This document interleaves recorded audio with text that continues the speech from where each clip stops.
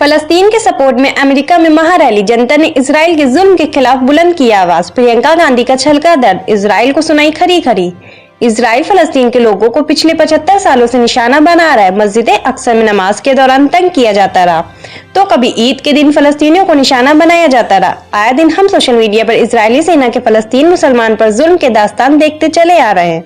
मस्जिद अक्सा की हिफाजत में हमास ने इजरायली सेना को करारा जवाब दिया है। इजराइल की जंग को करीब 1 महीना होने वाला है। हमास की शुरुआती हमले में 1400 इजरायली नागरिकों की मौत हुई। इजरायली सेना ने डिफेंस के नाम पर अब तक तकरीबन 9000 फलस्तीनियों को मार दिया। इनमें से तकरीबन 4000 बच्चे थे। 4 नवंबर को खबर आई कि इजराइल ने एक राहत शिविर पर बम गिराया, इसमें 15 और मारे गए। बीते रोज 3 नवंबर को इजराइल ने एम्बुलेंस के एक काफिले पर हमला किया था। कथित तौर पर यह एम्बुलेंस गंभीर रूप से घायल मरीजों को अल शिफा अस्पताल से रफा सीमा तक ले जा रही थी। इजराइल के इस हमले में 15 लोग मारे गए और 60 घायल हुए। अल जजीरा की रिपोर्ट के मुताबिक हमले के बाद इजरायली सेना ने गाजा पट्टी पर बमबारी और तेज कर दी।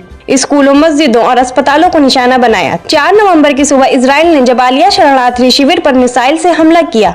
ये शिविर अल फकूरा स्कूल में लगा था, जिसे फलस्तीनी शरणार्थियों के लिए यूएन की एजेंसी UNRWA चला रही है। गाजा स्वास्थ्य मंत्रालय ने जानकारी दी कि राहत शिविर पर हुए हमले में 15 और लोग मारे गए और 54 लोग घायल हो गए। ऐसी हालत में जहां दुनिया भर के लीडर्स इजराइल के खिलाफ जबान खोलने से डर रहे हैं, वहीं अमेरिका में लोगों ने विशाल रैली निकाली है। सोशल मीडिया पर वीडियो वायरल हो रहा है। वायरल वीडियो में देखा जा सकता है कि अमेरिका के वाशिंगटन DC में हजारों लोगों ने फलस्तीन में हो रहे नरसंहार का विरोध विशाल रैली निकाली। इस प्रदर्शन में लोगों ने गाजा में शहीद हुए हजारों लोगों के नाम को एक बड़े कागज पर लिख के दुनिया के सामने प्रस्तुत किया। उनका मानना है कि इन सब के मौत का जिम्मेदार इजराइल के साथ साथ अमेरिका भी है। अमेरिका में फलस्तीन के लिए सड़कों पर निकले लोगों के इस प्रोटेस्ट को देख के इजराइल को सपोर्ट करने वाले दंग रह गए। अमेरिका के अवाम ने उन लोगों के लिए नजीर पेश किए जो मानवता की दुहाई देती हैं और उनके खिलाफ आवाज नहीं उठाते। यूथ अगेंस्ट हेट नाम के एक यूजर ने लिखा, गाजा में इजरायली बमबारी से 11,000 लोगों को मारा। इजरायली ने 70% फलस्तीन पर तो कब्जा किया ही हुआ है, पर कम से कम बचे हुए 30% वेस्ट बैंक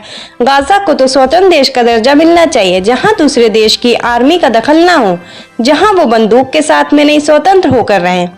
एक और यूजर ने लिखा, जिसमें जरा सा भी इंसानियत जिंदा रहेगी उन्हें दुख तो होना ही है, बाकी क्या जाने आजादी के लिए लड़ना किसे कहते हैं। फलस्तीनियों का हक दिलाया जाए और एक आजाद रियासत बनाया जाए, सारा मसला ही खत्म हो जाएगा। कांग्रेस महासचिव प्रियंका गांधी ने गाजा में लगातार बढ़ रहे मौतों के आंकड़े पे अफसोस जाहिर किया। सोशल मीडिया प्लेटफॉर्म X पर लिखते हुए प्रियंका गांधी ने कहा है, ये भयावह और शर्मनाक है कि लगभग 10,000 नागरिक, जिनमें तकरीबन 5,000 बच्चे हैं, उनका नरसंहार कर दिया गया। पूरे के पूरे परिवार खत्म कर दिए गए। अस्पतालों पर, एम्बुलेंसों पर बमबारी की जा रही, शरणार्थी कैंपों को निशाना बनाया जा रहा है, और फिर भी स्वतंत्र दुनिया के तथाकथित नेता फलस्तीनी लोगों के इस नरसंहार का समर्थन कर रहे हैं और इसके लिए वित्तीय सहायता दे रहे हैं।